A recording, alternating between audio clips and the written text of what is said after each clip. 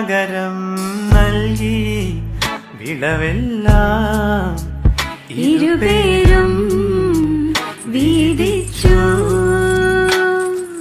50 നോമ്പ് കഴിഞ്ഞവാറേ മനസ്സങ്ങു താനേ തുറന്നു വന്നു. So don't call me baby unless you mean it. And don't tell me you need me if you don't believe it. So let me know the truth before I dive right into you. Before I dive right into you.